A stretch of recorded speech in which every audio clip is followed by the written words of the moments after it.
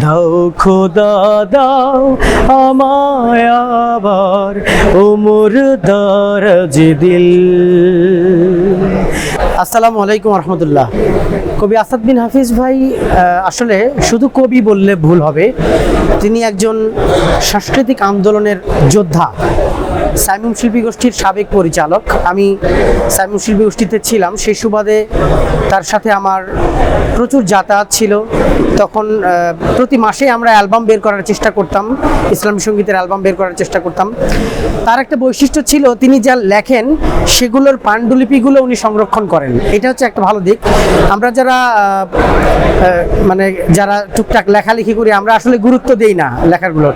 তিনি আজকে চলে গেছেন আমাদের মাঝ থেকে, কিন্তু তার সৃষ্টিকর্মগুলো, তার সেই পাণ্ডুলিপিগুলো উনি যেটা সংরক্ষণ করেছেন, আজকে আমরা কিন্তু সেটা সহসায় পেয়ে যাচ্ছি। যে 3455 নম্বর গান, এই যে নাম্বারিং করে গানগুলো, কবিতাগুলো উনি ফেসবুকে দিয়েছেন, ওনার পাণ্ডুলিপিতে যুক্ত করেছেন। এতে করে আমরা যারা কবি সাহিত্যিকদের জীবনী, তাদের সৃষ্টিকর্ম নিয়ে পরবর্তীতে স্মারক লেখালেখির কিছু স্মৃতি বের করার চেষ্টা করি, আমাদের কিন্তু ঘামতে হবে না, কষ্ট করতে হবে না।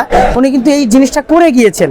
তো সাইমুমে থাকাকালীন সময়ে তিনি আমাদেরকে পরামর্শ দিয়েছেন যে তোমরা যেটাই করো না কেন, 2 লাইন লিখো, 4 লাইন লিখো, এটার যেন একটা সংরক্ষণ থাকে।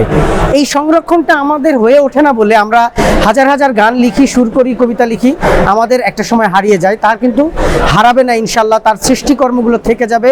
আমরা যারা ইসলামী সঙ্গীত করি, আমরা যারা ইসলামী সংস্কৃতির সাথে জড়িত, তারা প্রত্যেকটা মুহূর্তেই আসাদ বিন হাফিজ ভাইকে আমাদের মনে রাখতে হবে।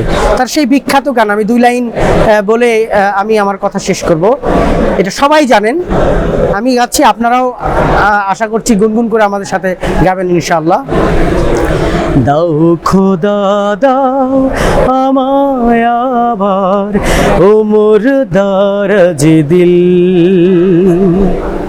দাও খোদা দাও আমায় আবার ওমর দারাজ দিল।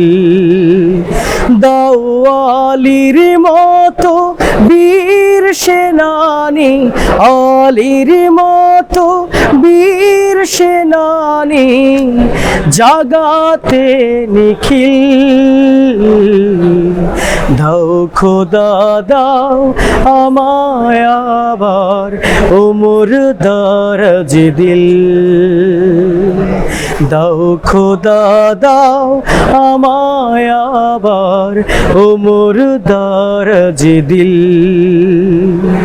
এই গানের সাথে আমাদের যারা ইসলামী সংস্কৃতির সাথে জড়িত, ইসলামী আন্দোলনের সাথে জড়িত, প্রত্যেকটা মানুষের শরীরের লোম দাঁড়িয়ে যায়। কারণ ইসলামী আন্দোলনের যে চড়াই উতরাই, ওমর রাদিয়াল্লাহু তাআলা আনহুর জীবনীর সাথে ইসলামী আন্দোলনের একজন কর্মীর জীবনীর তুলনা করে কবি যেটা লিখেছেন, অসাধারণ চিন্তা চেতনা। এবং আমাদের এই গানটা গাওয়ার সময় এই জিনিসটা আমাদের মধ্যে উপলব্ধি হয়ে আসে। সবাই ভালো থাকবেন, সুস্থ থাকবেন। কবির জন্য দোয়া করে আল্লাহ রাব্বুল আলামিন যেন তাকে জান্নাতুল ফেরদৌস নসিব করেন। আসসালামু আলাইকুম ওয়া রাহমাতুল্লাহ।